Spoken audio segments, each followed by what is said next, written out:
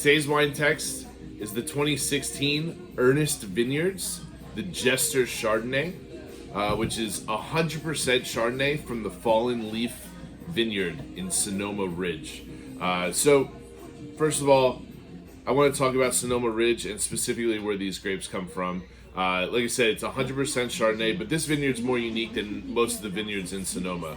So this is a high altitude vineyard on a ridge side that is completely facing to the east. What does that mean? It means in the morning until the early afternoon, it gets maximum sunlight. But in that early afternoon and then through the night, that sun kind of goes away and that shade keeps it cool. And then the cool breezes at night keep the wine very, light, not overly high in alcohol, and actually make it more Burgundian style with the racy acidity. Fallenleaf Vineyards is super tiny. The winery itself, Ernest, makes a bunch of different wines highlighting different single vineyards. They have actually 17 different plots, but only over about 24 acres of land. So it's really about focusing on these really tiny microclimates and then expressing the wines through the glass and showing off what they can produce. So this wine, the winemaker here is Joseph Ryan. He's a young guy, kind of from the restaurant scene, going over to the winemaking scene, making some really cool stuff.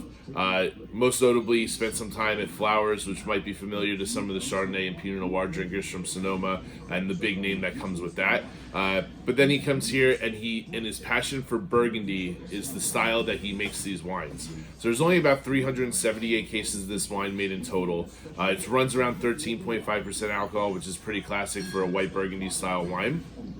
And it only spends, or 30% of the wine spends time in new oak. So you get a little bit of hint of oak here, but it's not going to be overwhelming. Kind of like something like, a Puligny Montrachet, things of that nature that have oak to the wine, but it's not overwhelming in that style.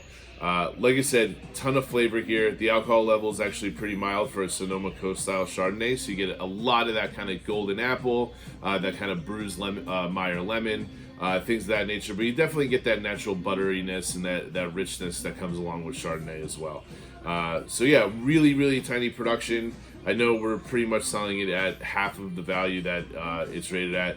I'm really excited to bring an Antonio Galloni rated wine to you guys because in my eyes and many others that we talk about all the time, I think his writing about California wines is some of the best.